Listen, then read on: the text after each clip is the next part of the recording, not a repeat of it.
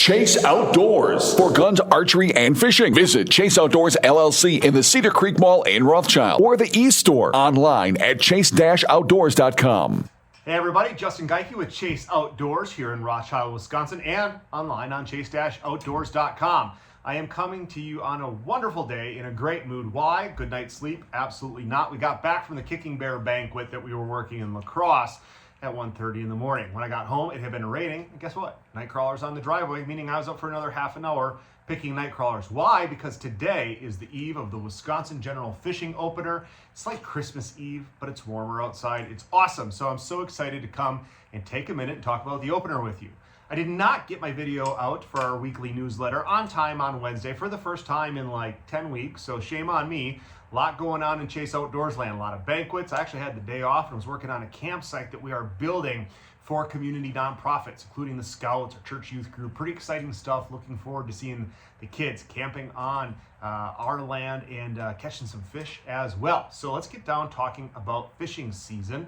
And we have the general opener. Now here in north central Wisconsin, we've been walleye fishing for quite some time on the Wisconsin River and its tributaries, the Fox and the Wolf, but there's just something special about Northwoods walleye fishing, and I want to talk to you about that, because that's really what the fishing opener is generally about: friends and family getting together and enjoying some walleye fishing action. Now that's not all, but let's focus on that for starters. What's happening right now, the very furthest northern border of Wisconsin, the ice has been off for just a little bit, not too long here, and the walleyes are going to be shallow and they're going to be active. It's going to be really, really good, a little bit cold tomorrow morning. With the cold waters and the ice going out, one of the things to take into consideration is your presentation. Now, of course, jigs and minnows and slip bobbers, that is always a tremendous go-to when talking about walleye fishing. But for me, when it comes to more consistently catching bigger fish, I love to go artificial. And to me, there isn't a better bait on the planet when it comes to catching walleyes on artificial than the wildly popular Rapala Rip and Wrap. And for good reason. I mean, at any time, anywhere, any place, this bait flat out catches fish. I'm going to be using the size 6 for the bodies of water that we're fishing, focusing on good eater walleyes in that 15 to 20 inch range. In colors, of course, you can't go wrong with purples, you can't go wrong with perches, patterns.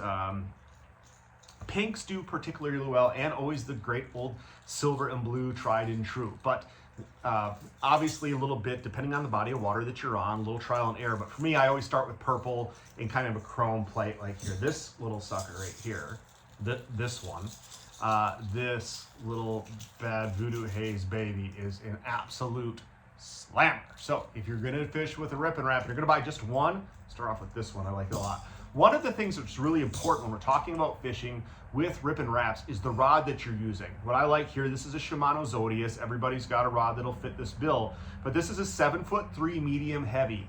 It's got a lightweight soft action tip, but a lot of backbone in the back end, very light, very sensitive rod. Reason I like that, when I'm lifting the rod, I can feel the vibration of the bait, really helps me feel making that contact with weeds. And then when I'm setting it down, it does a better job of helping me feel when that bait hits the bottom, like to rest it on the bottom. One of the mistakes a lot of people make is they rip it up and they just let it free fall. Can't do that in cold weather. Want to slow that down. Lift it up, hold it high, and then set it down a little bit slower. That slower presentation and the fall is most often when the walleyes are going to bite.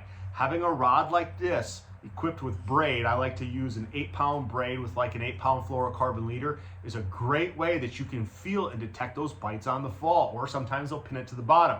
If you're using monofilament or a 6'6" medium light, a lot of times you're really going to struggle to feel that action. So lift, hold, and set the bait down, and that will certainly help you be more successful with a Rip and Wrap. As far as places to use that, right now our focus is going to be on weeds, sand, and gravel combinations as we get into the pre-spawn. Water depths anywhere between 3 to 8 feet of water, using our graphs, our mega live imaging to find some of those locations. Going to be really good. So hopefully taking some kids out, Chase and his buddy Cody, not a lot of experience using a Rip and Wrap. So other baits that are going to work particularly well, if I can find it, this is going to be really super secret bait, big surprise, all right?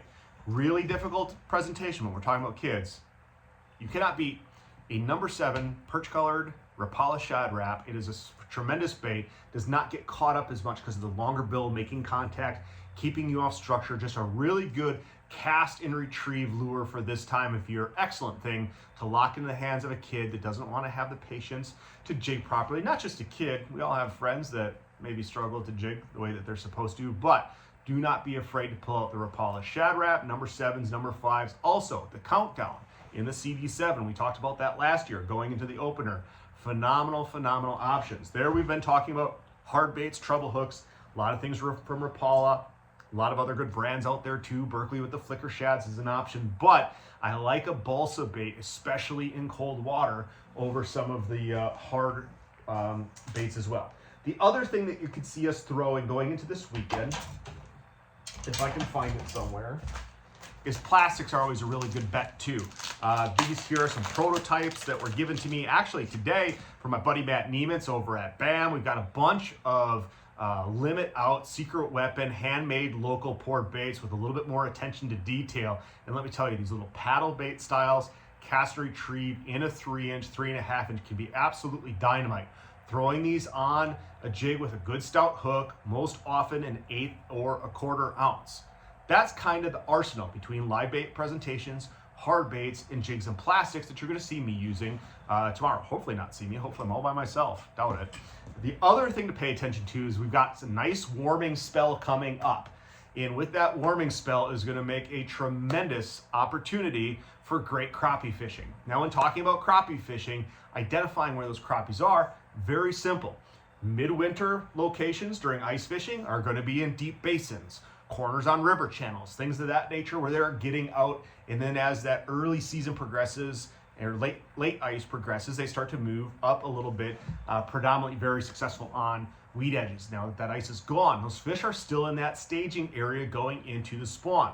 Coming in on Monday, Tuesday, Wednesday, we're going to get some really nice warm weather. Those surface temperatures are going to rise and those crappies are going to push up. Not looking for them on the bottoms. Fish are going to be suspended, looking in down timber, or if you don't have a place with a bunch of timber, vegetation is always going to be a good option too. Anywhere from that 4 to 10 feet of water, roughly halfway down. Minnow presentations of the slip hoppers always going to work really well. Also, don't ignore plastics. This little sucker here from Berkeley, this little power switch minnow right here, absolutely going to be dynamite when talking about casting and jigging using forward-facing sonar, maybe Cubby mini mites, Mr. Twisters, all the little tube baits. Also a great option too if you just don't happen to have any live bait, or from these tips you caught so many of them you ran out of bait and need to make a switch. Get rested up, get up early, get up to the Northwoods of Wisconsin starting tomorrow for the opener. Travel safe, good luck, and we'll see you on Monday. Can't wait to hear about those fish stores and help you replenish those baits that maybe that muskier than northern pike bit off. With Chase Outdoors, I'm Justin Geike. Good luck on the water.